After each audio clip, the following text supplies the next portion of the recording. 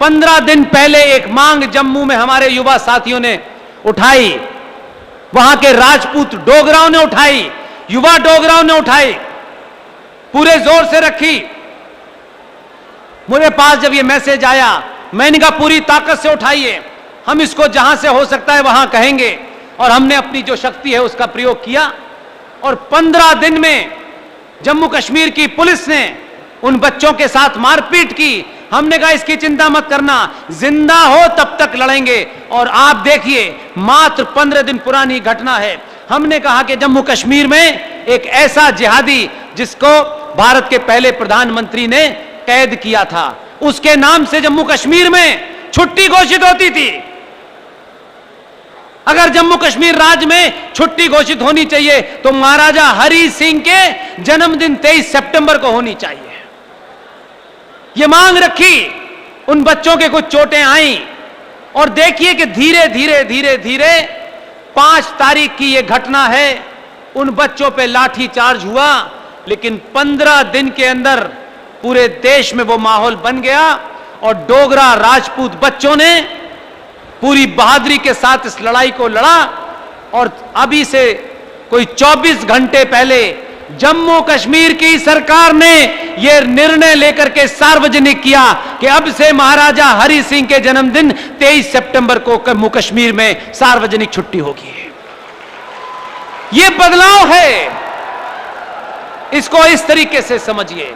इसी बदलाव के कारण लोगों में, दुनिया में उथल पुथल है और यही उथल पुथल इसलिए है कि आपको ये बोध हो गया है कि आप किसकी औलादे हैं, आप किसके वंशज हैं। इसलिए आज उन लोगों से मत डरिए, वो एक कृष्ण भरवार को मार सकते हैं लेकिन सनातनियों को समाप्त नहीं कर सकते हैं।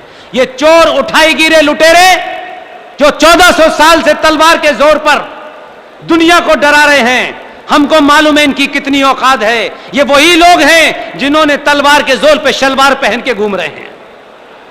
इनकी ताकत का अंदाजा है हमें, इसलिए ये डरा सकते हैं। कहीं रूपेश पांडे को मारेंगे, कहीं निकिता को मारेंगे, कहीं अंकिता को मारेंगे। जब इंसान डरने लगता है तो वो हथियार उठाने लगता है और अब इनका सिलसिला शुरू हो गया है। लिहाजा ये चौराहे चौराहे आपको डराना चाहते हैं, यही वो समय है जब डरना नहीं है। अपनी सामूहिक शक्ति का प्रदर्शन करिए। मैं आज फिर कहता हूं, सत्ताएं बहुत छोटी चीज होती हैं। जिस दिन भी 5.5 करोड़ गुजराती समाज ये तय कर ले कि हिंदुस्तान की गद्दी पर ना जिहादी सत्ता को ब्लैकमेल कर सकते, न उसे डरा सकते, न उसे झुका सकते, अगर ये आपने तय कर लिया है तो उत्तर प्रदेश ने भी आपकी देखा देखी, आपने 2014 में बदला, उन्होंने 2017 में बदल दिया। ऐसा नहीं है। और दबाव ये बन रहा है कि अब हमें दलाल पसंद नहीं है, वो हमारे अपने भी हों तब भी पसंद नहीं है, हमें शेर पसंद हैं क्योंकि यही शेरों को लेके आ रहा है। मैंने सुना है आज उनका जन्मदिन है, जन्मदिन पे लोग केक काटते हैं, वो अफ्रीका से शेर लेके आ रहा है, चीते लेके आ रहा है।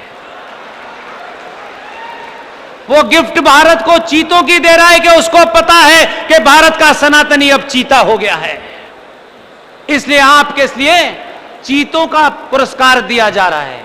जब आप इसमें फंसे हुए थे कि देखिए साहब ये बढ़ा दिया, हम सरकार को हटाएंगे, सरकार चुनिए, सरकार को डराइए, धमकाइए, लेकिन जो सरकार राष्ट्र को बचाने के लिए ताकत लगा रही हो वो कैसी हो उसके पीछे खड़े हो जाइए। ये मेरे तेरे का समय नहीं है, ये इस बात का समय नहीं है कि मुझे इससे क्या मिलेगा क्या नहीं मिलेगा। इसलिए आपने जो विषय रखा है उसमें एक ही विषय है।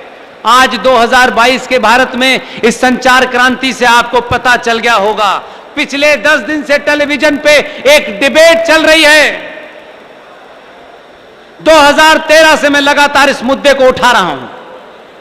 मुझे नरेंद्र भाई साबू जो युवा हैं, उन्होंने मुझे पिछली बार जब ये बुलाया था तब मैंने ये बात कही थी मुझे अफसोस है कि कुछ लोग बात सुनने के बाद भी भूल जाते हैं। एक सार्वजनिक मीटिंग में मैंने यह बात कही थी और कल मुझे यह मौका है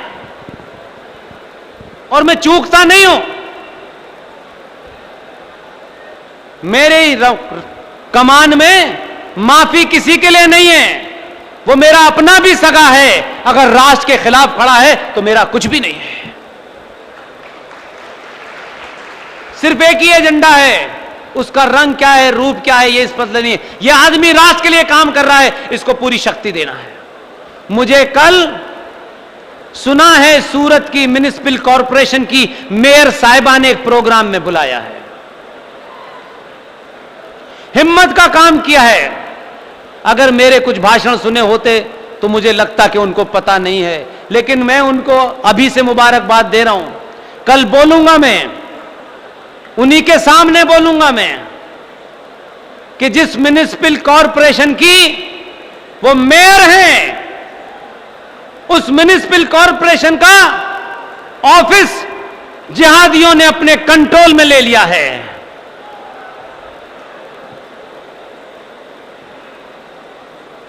इसलिए यह विषय मैं उनके सामने रखूंगा और वहां रखूं तो ज्यादा अच्छा होगा, ताकि वो उनको ताली भी बजाएं और उन्हें तकलीफ भी हो और वो हंसें भी और रोएं भी कि ये ऐसी स्थिति क्यों की, मैंने क्यों बुलाया इनको। और मैं इसलिए चाहता हूं कि वो बहादुर महिला हैं, कि वो सच सुनना चाहती हैं। मैं ये मानता हूं कि उन्हें मेरे बारे में पता है, इसलिए कल ये विषय उनके सामने रखूंगा। आप अपने इर्द गिर्द, अपने घर मोहल्ले सोसाइटी के आसपास हर नागरिक को, हर परिवार को, हर बहन को, हर बेटी को, हर मां को इस बात का ध्यान रखना है कि आपके पड़ोस में जो लोग गरीबी का चौगुआ पहन करके, कुछ कूड़ा बटोरने वाले लोग, कुछ कागज इकट्ठा करने वाले लोग, कुछ भीख मांगने लोग आपके पड़ोस में जो आ रहे हैं, जरा उन पे ध्यान रखिएगा। ये कब आए, कहां से आए, कैसे आपके बीच में रहने लगे, फिर आपका उन्होंने मन जीता, आपका दिल तरस गया, आपने गरीबी के नाम पर उनको कुछ देना शुरू किया और ये गिनती चलते चलते, ये बात आपको नहीं पता, पूरे ऑस्ट्रेलिया की जनसंख्या, पूरे ऑस्ट्रेलिया की जनसंख्या 2,25,00,000 है। जरा सोचिए, ये बात तथ्यों पे है। पूरे ऑस्ट्रेलिया की जनसंख्या 2,25,00,000 है और जमीन भारत राष्ट्र से 2.5 गुना है। और हमसे सवाल पूछ रहे हैं ये वेस्टर्न कंट्रीज, उनको औकात नहीं पता है अपनी। जितनी ऑस्ट्रेलिया की पॉपुलेशन है उससे ज्यादा 5 करोड़ 2 लाख लोग भारत में बांग्लादेशी मुसलमान और रोहिंग्या मुसलमान इलीगल रह रहे हैं। कुछ देशों की जनसंख्या नहीं है उतनी हमारे यहां घुसपैठिए रह रहे हैं। और यह बयान मेरा नहीं, किसी पार्टी का नहीं, किसी संगठन का नहीं, यह सुप्रीम कोर्ट का कहना है। हम 5 करोड़ से ज्यादा लुटेरे, चोर, दलाल, इस देश की माताओं बहनों का सुहाग लूटने वाले लोग सड़कों पे कहीं सब्जी बेच रहे हैं, कहीं फल बेच रहे हैं, कहीं ढकेल लगा रहे हैं। ये वही लोग हैं जो पूरे देश के अंदर एक तांडव मचाए हुए हैं। ये वही लोग हैं जिन्होंने बंगाल में सुहाग लूटा।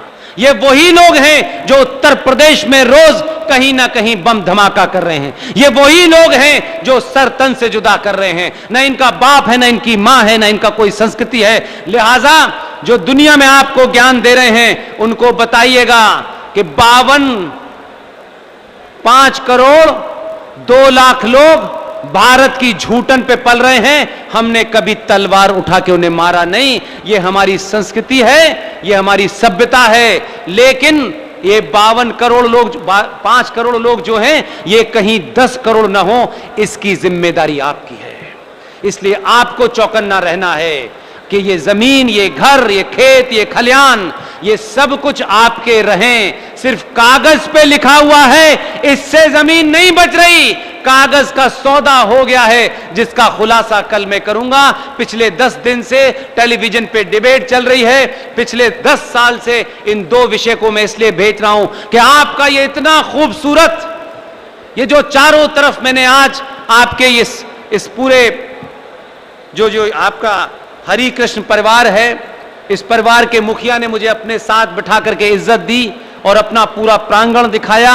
ये प्रांगण हजारों साल तक ऐसा रहे, इसकी जिम्मेदारी आपकी है।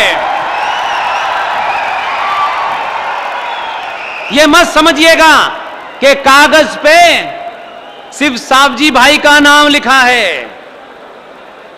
इस प्रांगण में हर पत्ता पत्ता आपका है। कागज पे मालिक सिर्फ इसलिए होता है ताकि कोई कागज की कार्रवाई को पूरा करे। असली मालिक आप हैं। अगर आप इसकी रक्षा नहीं करेंगे तो ये और पूरे सूरत के लोग अगर रक्षा नहीं करेंगे तो पूरे सूरत का इलाका, पूरे गुजरात का इलाका और भारत के इन 95 करोड़ सनातनी अगर इसकी चिंता नहीं करेंगे तो न ये मंदिर आपके हैं, न ये मठ आपके हैं। बहुत सौदा हुआ है, उसके बारे में कल लंबी चर्चा करूंगा। एक बार फिर इतनी बड़ी तादाद में, इतने अनुशासन के साथ इतने युवाओं को, और ऐसे युवा जो पैंट शर्ट पहनते हों लेकिन उनके चेहरे पे सनातन नजर आता हो, मैंने इतनी बड़ी गिनती में नहीं देखे। इसलिए जिस तरीके से एक परिवार की तरीके से ये पूरा संगठन चल रहा है, इसमें आप भले ही 8 घंटे काम करते हो, मुझे जो कुछ बताया गया है आपका, आपके परिवार का, आपके सास ससुर का, सबका जिम्मा ये यहां के जो कस्टोडियन साहब हैं उन्होंने मुझे बताया कि जो आदमी यहां काम करेगा अगर उसके घर में कोई परेशानी होगी तो वो फिर मन लगा के काम नहीं करेगा। लिहाजा इनकी तकलीफें भी मेरी तकलीफ हैं और इनकी खुशियां भी मेरी खुशियां हैं। इसलिए उन्होंने जिस तरीके से इसको चलाया है यह अपने आप में एक अनूठी मिसाल है। और ऐसे ही अगर देश में सब जगह कम से कम गुजरात में होने लगे तो गुजरात की धरती पर एक भी जिहादी नहीं बचेगा। आपने मेरी बात को पूरे धैर्य के साथ सुना, खामोशी से सुना, मुझे इतना मान सम्मान दिया, अपने बीच बुला करके मुझे अपनी बात कहने का मौका दिया। ये बहादुर लोग ही कर सकते हैं जो मुझे बुलाते हैं, डरपोक लोग मुझसे डरते हैं। आप सबका एक बार बहुत बहुत धन्यवाद, बहुत बहुत धन्यवाद। Thank you very much.